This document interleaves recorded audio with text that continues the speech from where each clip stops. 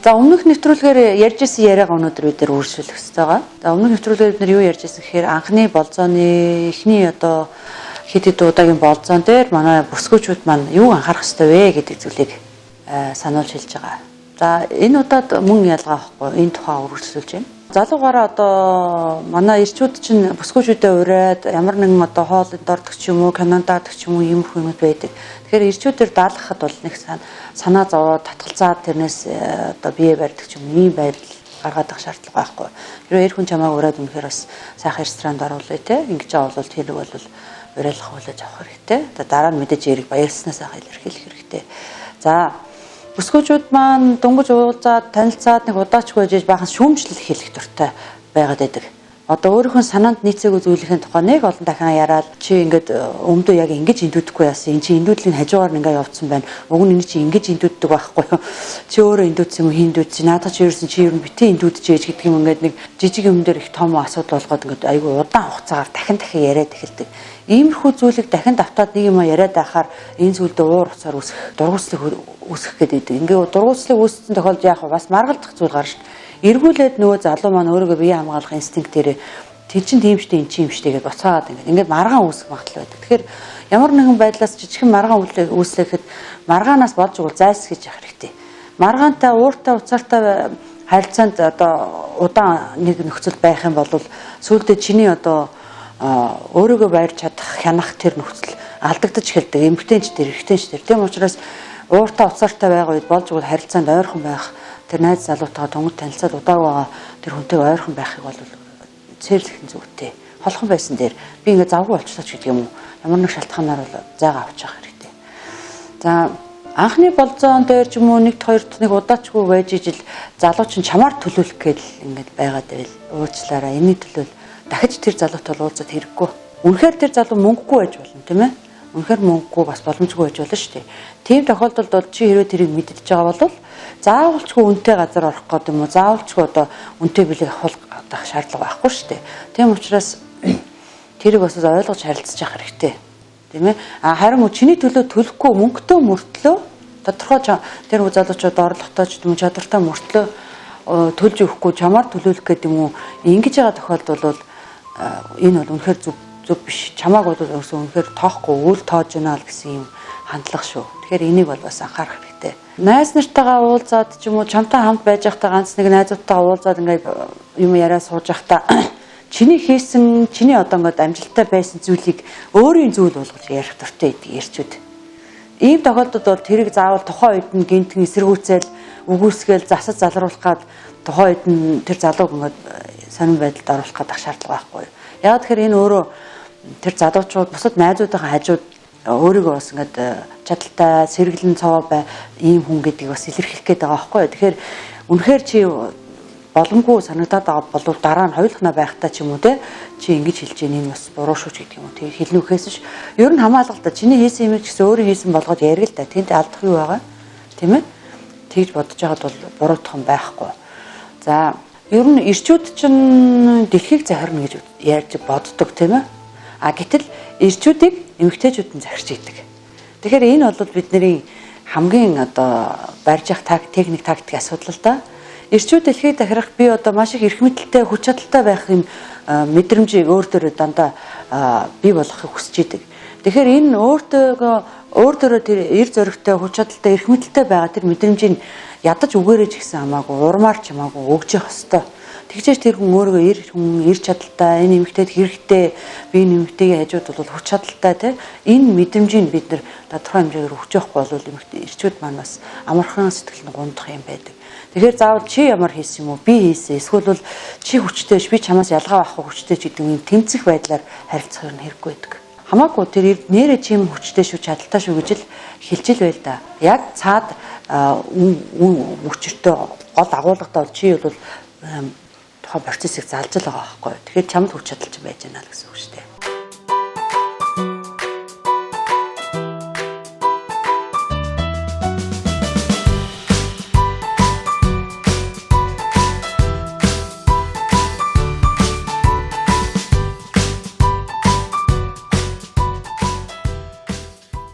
За утсаар ярьж байгаа тохиолдолд Нэг урт сумжирсан урт яриа бол юу шаардлагагүй. Хэрэггүй байдаг. Тодорхой ярьлаа одоо болцдгийг бол золцлоо тавчхан ярьлаа ганц нэг үг ярилцлаа ингээд өн болж хэрэгтэй. Тэгэхгүй хэрэгтэй хэрэггүй байх юм яриад нөгөө залуу нь бол тасалж чаддгүй чи ингээд хамаагүй өөрт нь ямар ч хамааралгүй юм яриад те ийм юм бол бас одоо би хумсаа удахсан чинь чигчээ өрөөний хумсыг нь буруу удачаад дахиж яваад гээд ийм ярих бол ирчээд нэг айхтар сонирхолтой биш шүү дээ. Тэгэхээр бол энэ дээр бас анхаарах хэрэгтэй тий. За манай бүсгүүчүүд бас нэг сэтгэл хангалуун бус байгаа үедээ хоёулаа ярилцах хэрэгтэй. Айгуу чухал юм үү? Хоёулаа ярих хэрэгтэй юм гэж хэлээд юусэн хэрэггүй. Ер нь анх танилцаад ч тэр олон жил болж байгаа гэр бүлийн хувьд ч гэсэн чамтай нэг ярилцах хэрэгтэй юм гэж хэлээд бол хэрэггүй байдаг. Зүгээр л айжмаар санамсаргүй мэтэр тийм ээ тийм нэг хялбархан аргаар энэ ярианд бол хөтлөд оруулж болдог. Тийм учраас би чамтай заавал нэг чухал юм ярмаар байна гэдэг ингээд хүчилж цаг гаргах гад ингээд анхаарлаа нөөрлөгөө заавал хүчээр татах гэдэг шаардлага байдгүй. Танилцаад удаагүй байгаа үед залуучуудаас одоо нөгөө чихэн дээр цэцэг ургуулна гэж ярьдаг тийм. Ийм үйлдэлүүд ийм одоо яриа их гардаг л да. Одоо чист үнэхээр онцгой гойд бүсгүй байна. Би чамаа үнээр ихнэрээ болгомоор чи би чамтай чи үнэхээр ялгаатай тий юу гэдгийг би чамд дурлцлаач гэдэг юм уу? Чиний бүх юм чинь гоё юм ч гэдэг юм. Иймэрхүү нэг юм цэцэг ургуулсан юмнууд их ярьдаг л да ирчүүд. Тэр чинь өөрөө цаад инстинкт дээр болж өгөөд богино хугацаанд л одоо нэг оронд орох гээд байгаа шүү дээ. Тийм учраас тэрэнд хуурдах ерөөсөн шаардлага байхгүй. Үнэхээр тэгж яаж авал эхнээсээ дөнгөж уулзаад удаагүй байхдаа тиймэрхүү одоо ялуу тийм өгнүүдийг хэлж ийн гэдэг нь өөрөө зүг биш. Тэр залуу чам богино хугацаанд л одоо өөр юм болох гэдэг гэсэн. Тэрийг нь дэвчээ тодорхой ингээ хугацаа шаардаад ирэхээр цаг тэр өөрөө хинбэ гэдэг шууд танигддаг. Тэр залуу угаасаа зүгээр эхнээсээ төр зүрийн холбоо, төр зүрийн одоо тий ойрхон бай гэж бодсон байж болно.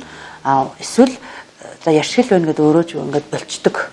Тиймэрхүү бодолтой байсан залуучууд бол эсвэл чиний хүсэхгүй байгаа гэдэг зүйлийг би яриад байгаа минутыг өөрөө мэдэрдэг.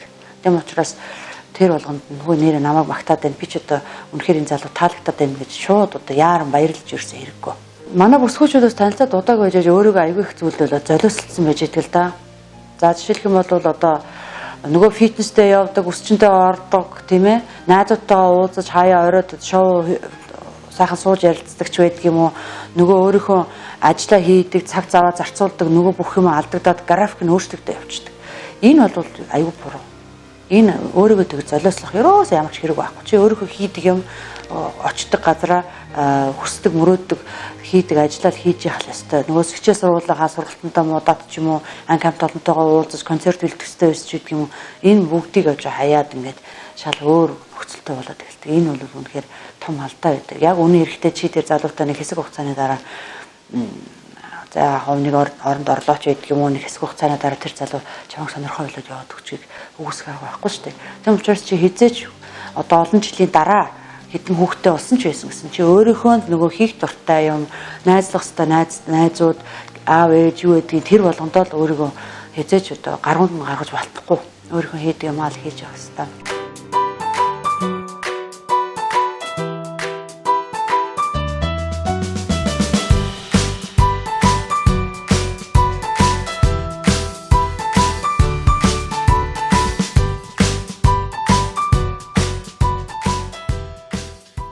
За тодорхой нэг хэсэг хугацааны дараа одоо жишээ нь 3 4 болцооны дараа ч юм уу залуучууд ирчүүд бол гинт хурдаас хаагаад эхэлдэг. Чам руу одоо ярихгүй ч юм уу мессеж бичгээ байгаад ч юм уу те ингээд хурдаас хаагаад нэг зогсоосоо их маягтай болоод эхэлдэг. Эсвэл одоо мессеж бичдэг уцаар ярьдаг хугацаа нь холдоод ч юм уу. Энэ хугацаа бол өөрөө юуг илэрхийлж яадаг вэхээр тэр эмэгтэй надад хэр сайн юм бэ гэдэг юм уу те тэрийг харах гэж яадаг нэгдүгээрт. За эсвэл яг энэ хугацааны явцад нөгөө эмэгтэй өөрөө сэтгэлээ өгсөн үнэхээр тэр эмэгтэйд таалагдаад байдаг. Тэрэн дээр охтууд байна алдаад бүдрээд буцаагаад өөрөө аягүй хурдан залгаж эхлээд ч юм уу чи хаана байгаа намайг яриад аваад ч гэдэг юм ингээд өөрөө ингээд сандрах байдалд ороод эхэлдэг байхгүй юу. Энэ ирчүүд чинь тодорхой хэмжээгээр зайгаа бариад юм уу тодорхой хэмжээгээр юм пауз авдаг нь байгалийн онцлог байдیں۔ Тэгэхээр энийг бол бас мэдчих хэвээр. Тэгэхгүй өөрөө ч уцтаа болжлаа гэж гомдоод эсвэл хойноос нь уцтаа чи яач вэ гэгээд ингэж авчиж алдснаасаа болоод маш амархан тэр залуугийн өвгт орчдөг байхгүй юу. Энэ өөрөө чи маш чиний нэлээд одоо өсөлттэй явж исэн рейтинг гэж ярьдаг. Тэ өсөлттэй явж чиний үнц нь богино хугацаанд буцаад унждаг. Тэгээд тийж унгаач хаар чи буцаага сэргийгт маш хэцүү. тийм амархан биш. Гэхдээ яг хамаагүй бэлгийн арданд орсон байсан ч гэсэн чи нөгөө л одоо дулмаа нөгөө цэцгээрээ те өөрийнхөө хийх юм хийдэг, найс нөхдөд уулздаг, хоолоо идэг, өөрийгөө сайхан арчилдаг те цагтаа унтдаг ч байдаг юм уу. Ийм юм хийдэл байх хэвээр. Тэгжиж буцаад чи өөрийнхөө юм сэргэж болно л та. Ер нь бол анхны болзооны үед ч вэ, хизээ хойнч вэ чи утсаа унтраагаад нэг бүтэн өдөр зөвхөн өөрийнхөө төлөө савнд ороод одоо найс нөхдөдөө зугаалаад хинээч утсыг авахгүйгээр байж болно шүү. Тэр чинь чиний ирэх байхгүй да. Манай босгочд тэрнээс айгаад яана утсаа унтраалцсан байхад нөгөө залуу маань хардах үеч гэдэг юм уу. Эсвэл хайгаад яваад байх болов санаан зовчих болов гэх шиг ийм нэг жижигхэн бодлоос айгаад ерөөсөө утсаа ерөөсөө байнга биендээ хадгалаастай ямар зар өгцөн байгаа шүү дээ тий. Одоо юм худалдан заарна гэдээ машина заарна гэдээ зар өгцөн бол утаснаас салахгүй бас тий явах жишээдэг. Гэтэл манай босгочдыг жалдаад идэв. Нэг өдөр сайхан унтраал та эсвэл орой болгон унтраач хэл та тий чи үнэхээр сайхан өөрийнхөө төлөө баймаар. Заавал тэр утсыг асаагаад хин нэгэн залах болов гэж хүлээгээд авах хэрэггүй шүү дээ. Тэр ч мэдчихэл байгаа бол аяанда тэр залуучууд юм ирчүүд чинь энэ утсаа салгачдیں۔ Энэ өөрийнхөө төлөө бас юм хийж байгаа юм байна. Ямар нэг завгүй байгаа юм нэг шууд ойлгодог болдог байхгүй юу явандаа. Ер нь бол за янз бүрийн жишээл байдаг л да. Жишээлх юм бол нэг бүсгүйтэй танилцаад удаагүй нэг хэд болзооны дараа сайхан хоол хийгээд чамаа хүлээж игээд эртээ жишээ нь яриа тохирсон байна гэж бодъё л да тий. Тэнгүүд нөгөө бүсгүйч ингээд янз бүрийн гоё ногоо аваад 9 шидийн бэлдээл амар гоё хоолоо ингээд бэлдээл дуусаад одоо эрэх төгч байгаа даа гэж бодож итл нөгөө залуу нь уцтаал би завгүй болчлаа. Очлаараа ч гэдэг юм уу те би очтгой байжлаа гэл ингээд хэллээ гэж бодъё л та. Гэтэл эн чинь өөрөө тэр бүсгүй хичнээн их цаг зав гаргаж хичнээн их нервэ барж хамаг ажлаа хойшин тавьж те дэлгүүр орох хоол унд юм бэлдээд ингээд маш олон айтайхан юм гоё юм бэлдсэн байж итл нөгөө залуу нь болчин гэдэг бол тэр залуу тэр эмэгтэйг өвөл тоож байгаа гэсэн үг байхгүй юу? Яриа тохирсон бол тэргээрэл байх хэрэгтэй шүү дээ. Үнэхээр ажил гарсан бол урдчлаад хэлж болно шүү дээ. Заавал хоол хийгээд дууссан яг урд болцсон цаг болцсон үед хэлдэг бол үнэхээр том чамайг өвөл тоож байгаа байна л гэсэн утга байхгүй да. Тэгэхээр зэрэг энэ юм бид харт. Тийм учраас анхны уулзалт болзоо ер нь эхний үед нэг нэгээ сайн таниаг байгаа үед айхтар гаргаад цаг гаргаад хэдэн өдөр дэлгүүрээр бас нарийн найдан хоолцоглуулад өчнөө их ажил болоод байх юм хэрэггүй гэдэг байхгүй да.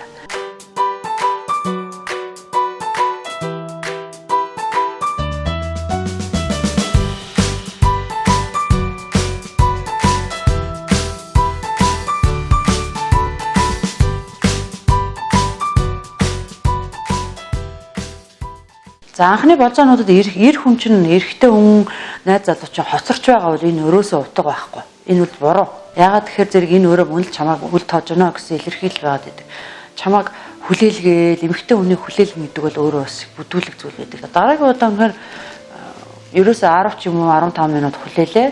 Ирэхгүй бол тэгээд чи шууд явах хэрэгтэй. Заавал дахиж тэрнтэй уулзаад ч юм уу тэ уулзах гад тэрнийг яасныг мэдэх гээд ингээд байх шаардлага байхгүй. Тэр чамайг өвөл тоож гэнэ л гэсэн үйлдэлээрээ өсөө мэдэгдэж штэ. Манай эмэгтэйчүүд зарим хитрхи ингэж одоо янз бүрийн байдлаар хичээснээс болоод өөрийнхөө үн цэнийг унгаагаад байдаг. Тийм учраас хаяа тодорхой хугацааны гэр бүл болоод удацсан ч байдаг юм уу? Эсвэл одоо уулзаад удаагүй байсан ч гэсэн хэрвээ чиний үн цэн чинь жоохон буурсан байна да, чамайг нэг үл тоогоод эхэлж байна гэдэг мэдрэгдэх юм бол шууд чи өөрийнхөө хэн болохыг таниулах хэрэгтэй.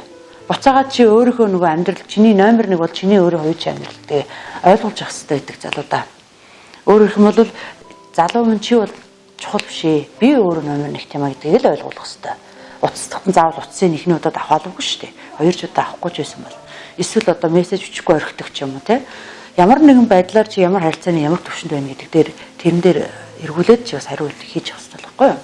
Ер нь болзоон дээр болж игэл чи өөрөө тэр залуу чам руу ирж ивэл илүү зүг байдаг. Чи өөрөө тэр залууг өөр зүгээ дуудаж байх илүү зүг байдаг. Тэгэхгүй дууц үед нь өөрөө гүйжчээл болцсон газар нь өөрөө төрүүлж чад ч юм уу ингээд байхаар багаар аажмаар тэр залуугийн чамд дурлаад байгаа тэр гал халуус сэтгэл ингээд бөхөөд унтрах маягтай болоод байдаг. Зарим тохиолдолд тэр залуугаас зүгээр л хол байж болно шүү дээ. Зүгээр харилцахгүй тоногч байж болно шүү дээ. Энд чи өөрөө тэр залуу шууд чамайг за харилцахгүй юм чинь хайчихгүй эсэргээрээ бүр яагаад ингэж байгаа юм бол гэж чам руу өөрөө тэмүүлээд хэлдэг байхгүй.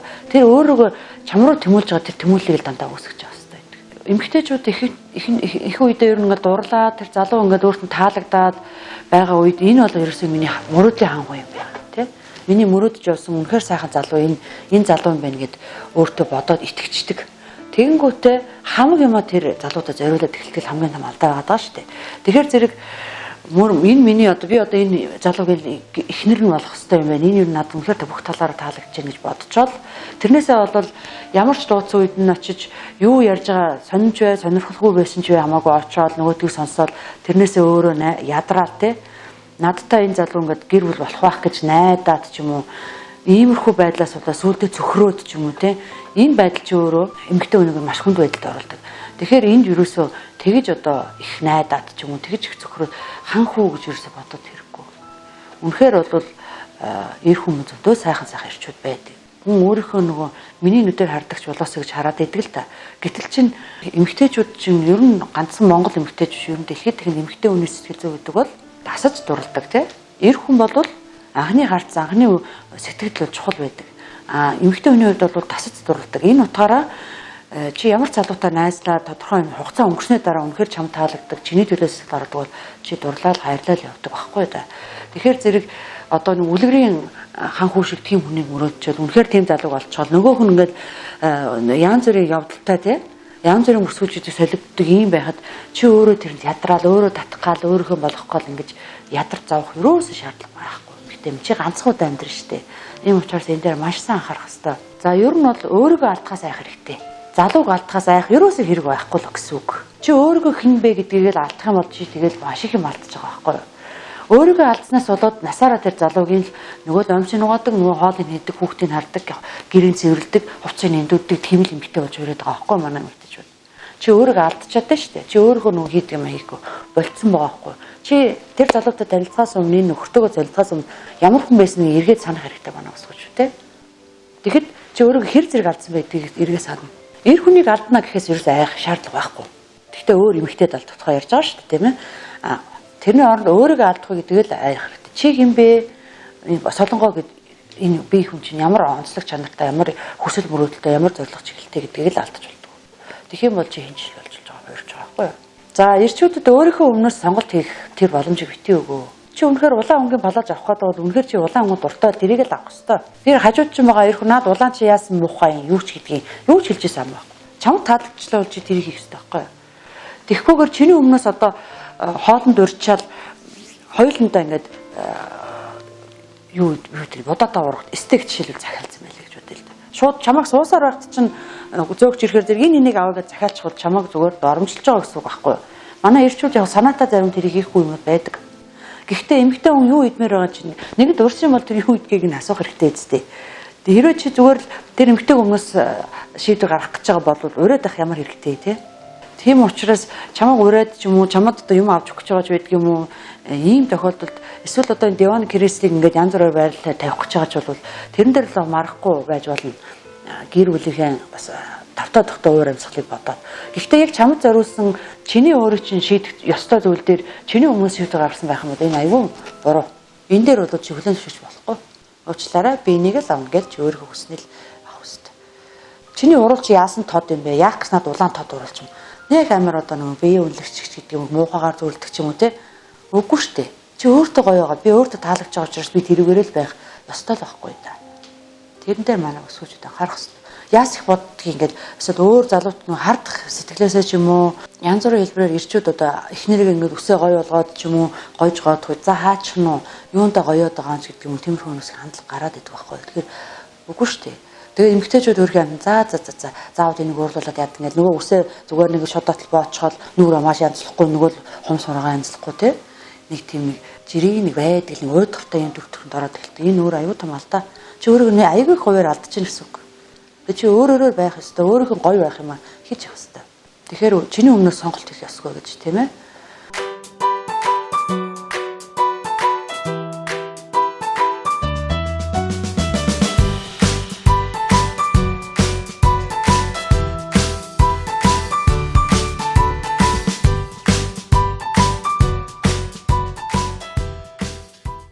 За хитрхи эрт ч юм уу орой ч юм уу одоо жишээлбэл өглөө үүрийн 5 цагаас чи намайг гаргаад өг те би 5 цагаас нисэх гэж чи намайг гаргаж өгч гэдэг юм эсвэл бүр шөнө 10-11 цаг болж хахад би хөдөө явах гэж намайг гаргаад өгч гэдэг юм ийм байдлаар чамайг дуудах бол бас сохомжгүй тэн дээр гүйцэтгэх шаардлага байхгүй чи маргааш нөөрж чухал ажилтаа штэ Гэхдээ энэ анхны болцоо шүү заяа анхны нөө танилцлах үед ч юу. Тэгэхгүй одоо гэр бүл уцаа өнөө бол мэдээж хэрэг гэрээсээ гаргаж өгч байгаа юм чи тийм ээ. А тэрнээс биш найз залуу үерхэж байгаа үедээ энэ төр өглөө хар өрөө чамааг яаж гаргаж өгөхийг хүснэ гэдэг бол бас буруу байхгүй. Өмнөх өдөр нь баяртал гин үстэй. Тэр хүнийг гаргаад өгөх, өөрөө такси бариад явах, хин нэгнээр гаргуулах зөндөө боломжууд бол байгаа ш. Заавал чамааг ир гэдэг бол бас нэг зүв биш ээ гэж. Танилцаад бас удаагүй байгаа мөртлөө чи ирээд манай гэрийг нэг сайхан цэвэрлээд өгөөч. Эсвэл ирээд миний нэг хувцсыг угаагаад өгөөч гэдэг ийм санал тавиад идэг. Энэ бол байж босшгүй зүйл.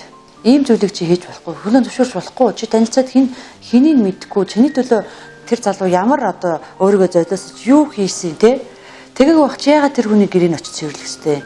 Чи чинь зүгээр нэг цэвэрлэгч юм үйлчлэгч бол биш шүү дээ. Яагаад очиж хувцсыг угааж өгөх хэвтэй те. Энэ дээр бол бас анхааралтай байх хэрэгтэй. Тэгэхгүй залуучууд ч өөрөө тэр бүсгүйг өөрт нь сайн байгааг мэдрэх тусмаа ирээд тодорхой хэмжээгээр одоо нэг санал тавиад идэг байхгүй. Ингээд өг тэгээд өг гэдэг. Хажуудаа байлгах гэсэн санаа штэ.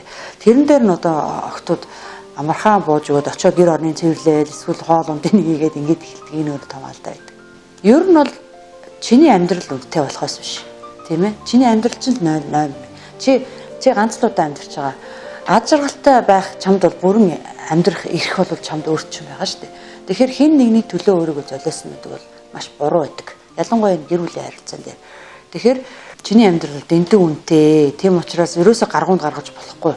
Чи ганц л удаа ад жаргалтай амьдрах хэрэгтэй. Ийм одоо хоруу заяасын үнэхээр одоо сайхан юм өсгөө эмэгтэй юм шүү дээ. Тэгэхээр бид энэ дээр бол өөрийнхөө үн цэнийг алдах, өөрийнхөө хүсэл мөрөөдлийг алдах гэдэг бол маш том алдаа байдаг юм аа.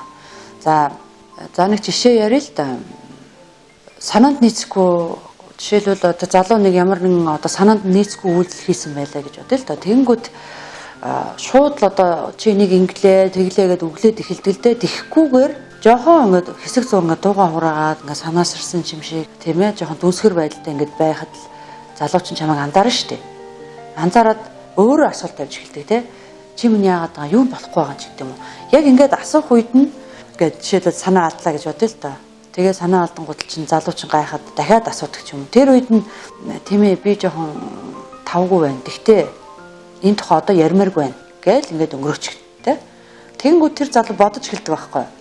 Би энэ бүсгүйхэн одоо санаанд хүрэхэргүй юу хийцсэн болоо. Би хоцроод ирсэн болоо. Эсвэл одоо сэтгэлд нь таараг үг хэлсэн болоо.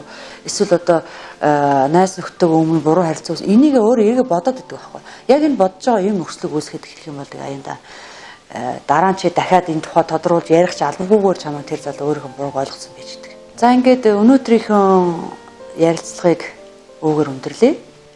Дараагийн уулзалтаараа гэр бүл болоод бас нэлээд хугацаа өнгөрцөн, үр хөвгтэй болсон. За эмэгтэйчүүдийн маань эрчүүд нь тоохоо байгаад өөрийгөө үн цэн бүр доошо буутсан.